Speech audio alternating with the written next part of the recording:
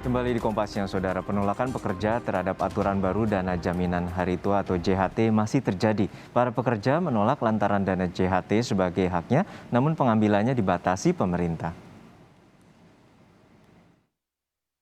Pekerja kembali dihebohkan dengan aturan baru soal ketenagakerjaan.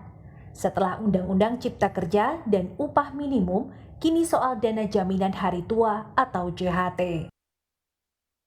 Di Pasal 3 Peraturan Menteri Tenaga Kerja Nomor 2 Tahun 2022 tentang tata cara dan persyaratan pembayaran manfaat jaminan hari tua (JHT) tertulis, manfaat JHT bagi peserta yang mencapai usia pensiun sebagaimana dimaksud dalam Pasal 2 huruf A diberikan kepada peserta pada saat mencapai usia 56 tahun.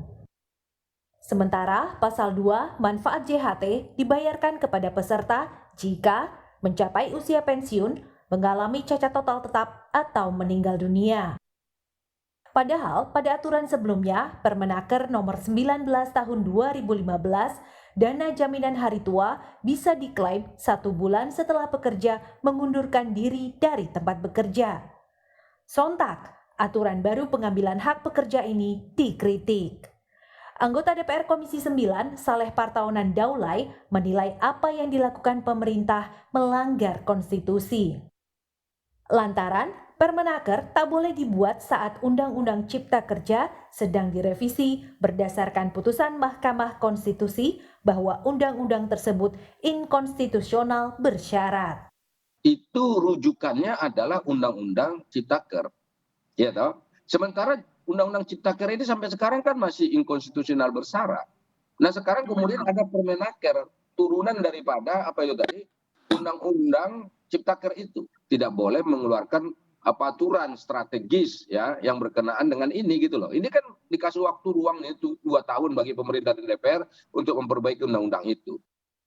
Saleh juga menilai dana JHT merupakan hak pekerja, sehingga tak sepatutnya pemerintah menahan pencairan hak pekerja hingga usia pekerja 56 tahun. Ada orang kerja, Pak, dari umur 25 tahun, tahu-tahu dia diberhentikan pada usia 45 tahun. Lalu berapa puluh tahun lagi dia akan nunggu untuk mencairkan uangnya itu. Nah, ada jaminan nggak bahwa uangnya itu misalnya nanti bisa membuat dia bahagia, sejahtera, kaya, dan seterusnya. Kan nggak ada juga. Nah, itu kan uang mereka gitu.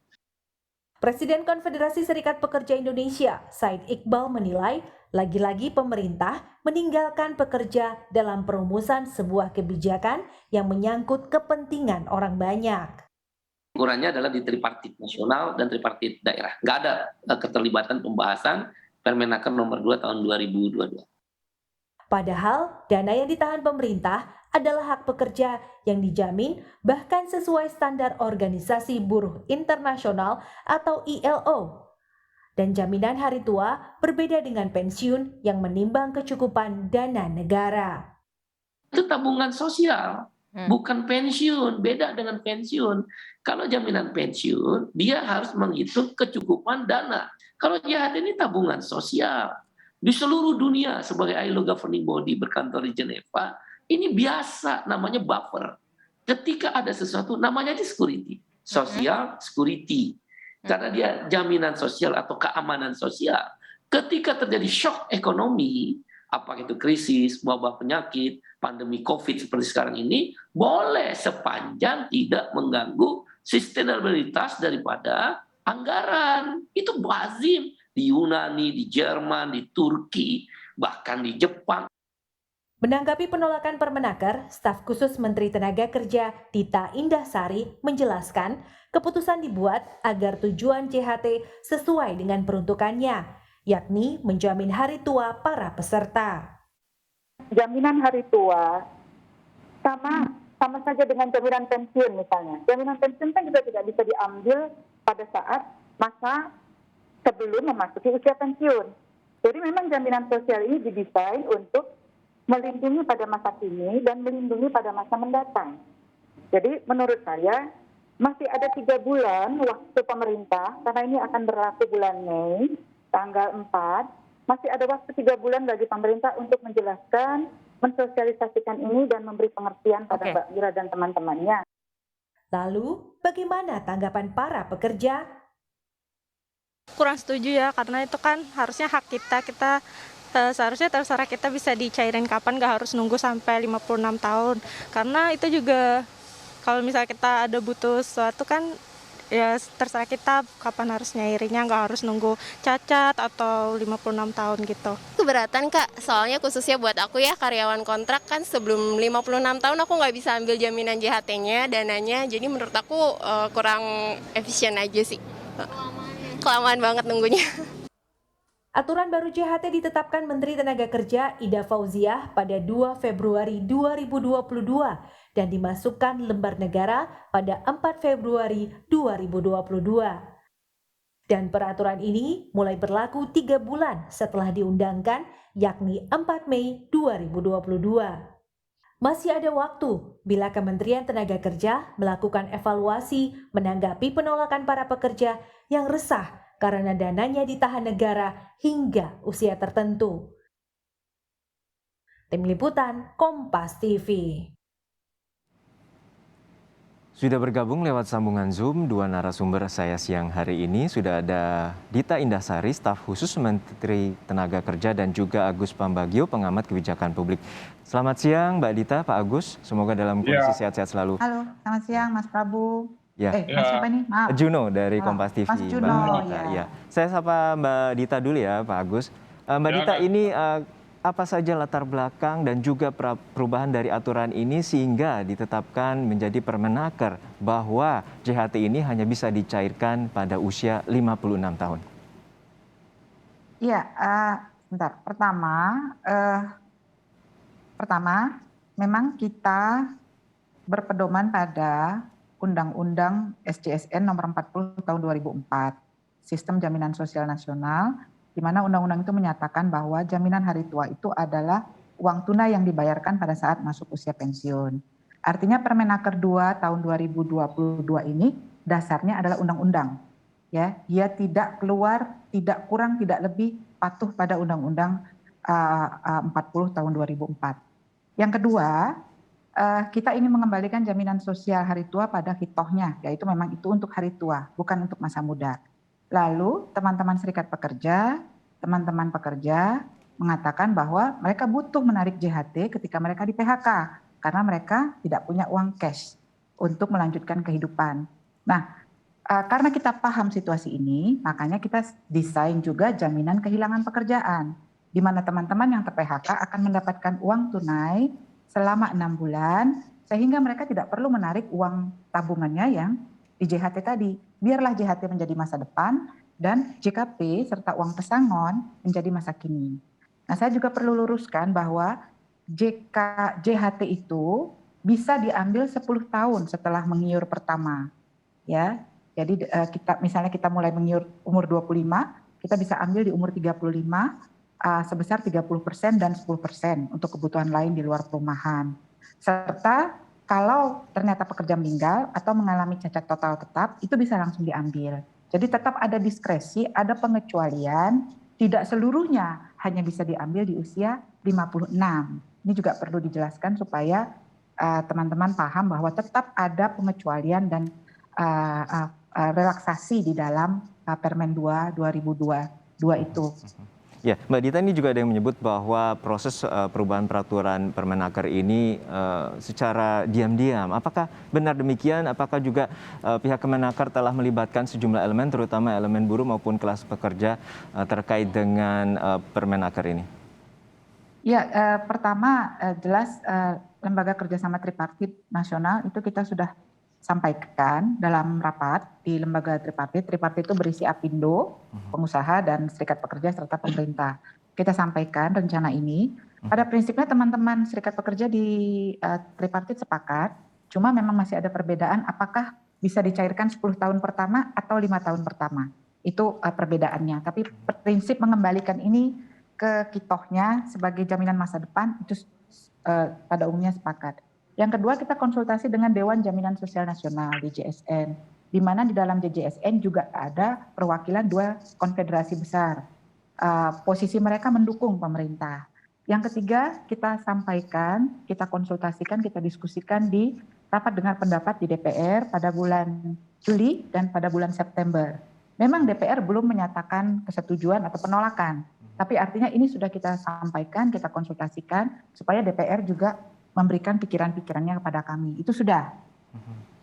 Baik. Untuk saat ini proses yang saat ini tengah berlangsung dan juga ini pemerintah mengklaim bahwa ini menjadi jaminan hari tua nanti dan dapat dicairkan 10 tahun ke depan, terutama 30% pertama bila untuk keperluan lainnya selain perumahan. Baik, kami akan menyapa Pak Agus Pambagio, pengamat kebijakan publik.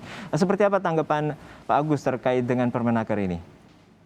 Begini, ini Permenaker 2 2022 ini kan ada problem menurut saya di komunikasi publiknya. Karena begini, teman-teman itu kan khawatir kalau dia di PHK tidak bisa mengambil uang JHT-nya seperti yang sudah terjadi sekarang.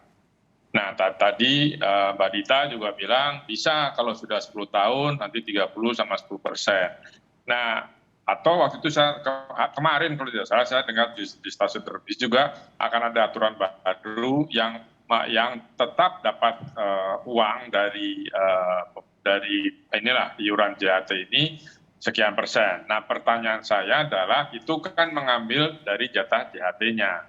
Nah, kenapa hanya boleh diambil 30-10 itu tadi? Tentu itu akan memberatkan atau mungkin sudah dijelaskan belum kepada teman-teman konfederasi itu. Karena saya tadinya berpikir, oh itu akan ada aturan baru yang tidak mengurangi JHT-nya nanti. Atau ada beret baru bahwa ada iurannya dari sumber mana. Tapi ternyata yang diambil sebagian itu asal sudah 10 tahun dari JHT.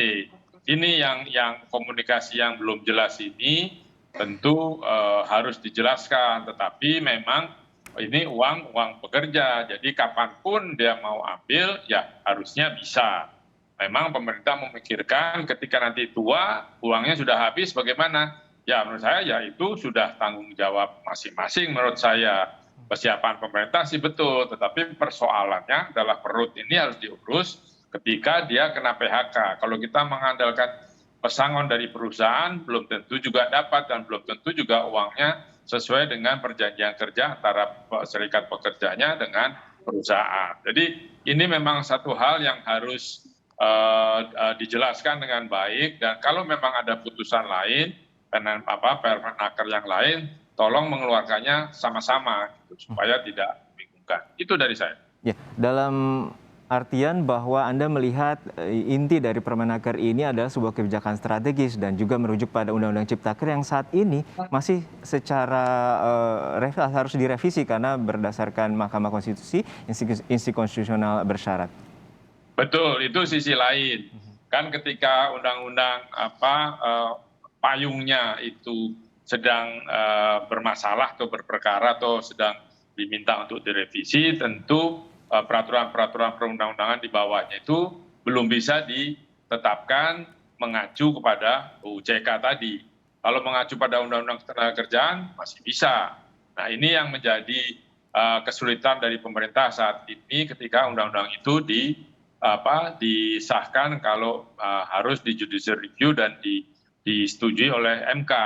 Ini memang polemik di pemerintahan sehingga tadi saya katakan, nah itu acuannya mesti jelas ketika memang tidak boleh diambil sampai usia 56 tahun, lalu bagaimana? Harus ada peraturan yang lain lagi yang menunjang, yang ini belum lihat tapi baru sekedar diumumkan, tentu ini dengar 56 tahun saja pekerja pasti sudah ngamuk, karena uangnya tidak bisa diambil, belum tentu lagi nanti ketika umur 56, uangnya di BPJS ada. Karena kan BPJS juga menginvestkan uang itu ke sektor-sektor komersial lainnya. Nah ini juga menjadi pemikiran yang harus dipikirkan oleh pemerintah. Baik, tanggapan Anda Mbak Dita terkait hal ini? Ya, yang pertama dasar dari Permenaker ini sebetulnya adalah Undang-Undang 40 tahun 2004 tentang SJSN. Baik. Jadi JHT sebagai uang tunai yang diterima pada saat usia pensiun itu stated di Undang-Undang 40 tahun 2004, kemudian usia 56 itu ada di PP 46 tahun 2015. Jadi sebelum Undang-Undang Cipta Kerja muncul, Undang-Undang SJSN tahun 2004 itu sudah mengatur hal ini. Itu yang pertama, supaya ada penjelasan. Yang kedua, soal kekhawatiran teman-teman pekerja bahwa ini kok terlalu lama sih baru boleh ngambil. Kita tidak mungkin menggeser JHT, mengembalikan ke kitohnya kalau kita tidak siapkan bantalannya. Bantalannya bernama JKP, Jaminan Kehilangan Pekerjaan, yang saya sampaikan beberapa kali. Jaminan kehilangan pekerjaan ini adalah jaring pengaman supaya teman-teman yang ter-PHK, kalau yang dapat pesangon, itu tentu memang harusnya dapat pesangon. Tapi kan dalam praktek sering pesangonnya tidak dapat atau kurang. Nah, JKP itu hadir untuk melengkapi itu, sehingga 6 bulan pertama pasca di PHK, teman-teman itu masih punya uang untuk basic needs. Kami tidak akan mungkin menggeser JHT ini kalau JKP nggak ada, karena kami tahu mereka perlu itu. Dan yang ketiga, ada pertanyaan juga, loh kami tuh selama ini menarik dana JHT untuk buka usaha setelah di PHK, gitu ya. Nah, kalau untuk buka usaha, memang itu bukan ranahnya Jamsos, itu ranahnya Bansos, bantuan sosial, UMKM, BLT, ya, di mana itu adalah program pemerintah di hampir seluruh kementerian, termasuk Pemda, untuk modal wirausaha. Jadi tidak perlu mengambil uang pribadi, JHT, ambil saja uang di kementerian, lembaga, dan Pemda, uang negara yang memang diperuntukkan untuk itu. Jadi JHT tetap aman, teman-teman yang mau berwirausaha mungkin nggak mau kerja lagi, dapat modal wirausaha, teman-teman yang masih mau bekerja, dapat uang pesangon, dapat uang jaminan jaminan kehilangan pekerjaan, serta mendapat akses pelatihan selama masa tunggu sebelum dia bekerja. Jadi lapis-lapis bantalannya itu disiapkan, baru JHT ini kita announce. Ini pun masih berlaku 3 bulan lagi supaya teman-teman benar-benar paham dan firm bahwa tidak ada niat untuk merugikan serta menahan uang pekerja untuk kepentingan di luar kepentingan pekerja, ya. Baik, pada saat Anda menyampaikan bahwa terkait juga dengan PP tahun 2015, bahwa sebelumnya juga pada 2015 dikeluarkan Permenaker yang akhirnya juga JHT itu bisa dikeluarkan 1 bulan kemudian. Seperti apa tanggapan Mbak Dita? Iya, jadi pada waktu itu memang ada diskresi. Dan juga saat itu ada protes dari kalangan pekerja tentunya. Iya, jadi ada diskresi, protes dari kalangan pekerja, terjadi banyak PHK. Oke, karena terjadi banyak PHK dan kita belum punya JKP kan waktu itu. Ya sudah, JHT inilah menjadi cantolan pekerja, 1 bulan setelah di PHK boleh ambil JHT. Tapi begitu ada JKP, kita nggak mungkin redundancy kan, Pak, Mas. Jadi nanti kalau JHT tidak dikembalikan, tapi juga ada JKP, berarti korban PHK mendapatkan JKP dan JHT, serta pesangon lah ya. Kan terjadi duplikasi manfaat yang sebetulnya bisa kita geser ke masa depan, tapi tertumpuk semua di masa kini. Itu maksudnya. Baik, untuk poin kedua terkait dengan bila ada pekerja yang di PHK dan juga pesangonnya masih tersendat dan dia membutuhkan JHT ini dalam perspektif bahwa itu adalah haknya dia untuk mendapatkan. Namun demikian untuk melakukan usaha tentu ada kesulitan tertentu karena dia tidak memiliki pekerjaan tetap dan juga untuk meminjam di bank ataupun juga jaminan sosial. Seperti apa para pekerja dapat dijamin dan juga sosialisasi dari Kemenaker bahwa JHT ini merupakan pelindungan bagi mereka di masa depan kelak? Iya, jadi juga ada semacam fleksibilitas ya untuk JHT. Jadi teman-teman pekerja UMKM atau pelaku usaha di dunia UMKM, karena UMKM ini kita tahu belum stabil lah ya secara finance dan macam-macam, itu tidak diwajibkan untuk ikut iuran JHT dan jaminan pensiun. Karena kita anggap mereka belum terlalu stable sebagai sebuah usaha. Tapi perusahaan besar dan menengah itu wajib memberikan JHT dan JP bagi teman-teman pekerjanya. Jadi jangan ada alasan perusahaan-perusahaan besar dan menengah kemudian tidak memberikan jaminan iuran, jaminan pensiun dan jaminan hari tua untuk para pekerjanya. Yaitu yang pertama. Kedua, para pekerja yang bekerja tetap statusnya, perusahaan-perusahaan itu jangan sampai tidak memberikan pesangon. Jadi jangan karena udah ada JKP, lalu perusahaan cari alasan tidak kasih pesangon. Itu juga pelanggaran yang menurut saya harus segera kita tangani dan harus dilawan. Jadi jangan sampai karena ada JKP lalu alasan tidak kasih pesangon. Karena itu hak. Jadi pesangon itu hak dari perusahaan, hak pekerja dari perusahaan, JKP adalah hak pekerja dari negara. Nah, JHT kita geser ke masa depan. Baik, baik, saya akan mencoba untuk respons dari Pak Agus Pambagio. Pak Agus, ini saat ini apakah komunikasi dari pemerintah ini sudah tepat dan apa yang harus dilakukan publik terutama untuk terkait dengan menggugat? Apakah bila melakukan gugatan peraturan ini?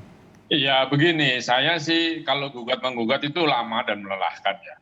Menurut saya begini, mungkin yang perlu dijelaskan tadi yang sudah dijelaskan oleh Bu Dita bahwa JHT itu kan ada hitung-hitungannya, itu berapa. Kemudian jaminan kehilangan pekerjaan atau JKP ini kan diambilkan dari JHT.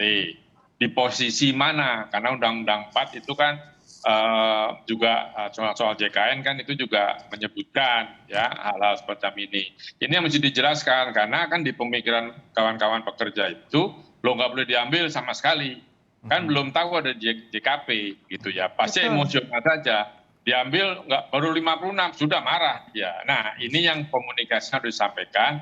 Betul Anda hanya ngambil 56 karena sudah peraturan perundang-undangan bukan pakai UJK adalah ada di situ jaminan kehilangan pekerjaan. Nah itu diambilkan berapa, hitung-hitungannya dijelaskan saja supaya mereka paham. Jadi kan mereka pasti hanya menghitung JHT-nya sekian, dapatnya nanti saya bisa jualan ini, bisnis ini, ternyata nggak bisa. Ternyata ada JKP. Nah JKP-nya ini yang harus dijelaskan kapan saja dia boleh mengambil 10 tahunkah, kemudian kalau kurang dari itu bagaimana, karena kan gaji mereka dipotong setiap bulan. Ini hal-hal semacam ini yang harus dijelaskan komunikasinya. Oh iya ada satu lagi, JKP itu perlu nggak peraturan menteri lagi? Saya pikir perlu, supaya jelas bahwa dari JHT diambil sekian persen, 30 atau berapa, itu ada dasar hukumnya. Jadi semua jelas, ini yang belum jelas kan begitu cuma dengar 56 tahunnya. Padahal di dalamnya ada hitung-hitungan yang perlu dijelaskan. Saya rasa itu saja dan nggak perlu harus ke pengadilan dan mungkin dipanggil saja Menteri Kemenaker Bu Ida panggil saja, itu semuanya bilang sampaikan, ya ini nggak ada yang dikurangi, cuman Anda bisa ambil kalau Anda di PHK gitu. Baik. Artinya untuk saat ini pola komunikasi dari pemerintah kepada pihak-pihak terutama elemen masyarakat, kalangan buruh dan kalangan pekerja yang harus lebih disosialisasikan lebih dalam. Mbak Dita, untuk saat terakhir sosialisasi ini akan berjalan hingga bulan Mei, benar demikian? Iya, sudah mulai. Jadi wajar kalau teman-teman bikin petisi dan kemudian marah ya. Karena memang kan baru saja dikeluarkan 4 Februari, jadi baru 10 hari. Sementara beritanya menyebar cepat sehingga banyak spekulasi uang ini akan dipakai untuk ini itu. Nah jadi kami akan dalam waktu 3 minggu ini kita akan all out untuk menyampaikan, memberi pengertian. Mudah-mudahan media juga mendukung ya, kita memberikan ruang bagi pemerintah untuk di medsos kampanye dengan baik. Baik. Ya juga di medsos itu kan kecepatan jempol itu kadang-kadang pemerintah itu salah dengan jempol netizen itu loh. Ya. Nah satu lagi nih saya mau sampaikan bahwa JKP itu tidak mengambil apapun dari JHT, itu 2 program yang berbeda. JKP itu adalah kombinasi dari anggaran dana operasional awal pemerintah 6 triliun, kemudian pemerintah mengiur setiap bulan sesuai jumlah anak yang ter-PHK, serta ada rekomposisi dari JKK dan JKN. Jadi tidak ada iuran baru untuk JKP baik dari pengusaha maupun pekerja. Juga nggak ada kaitannya dengan JHT. Itu yang perlu.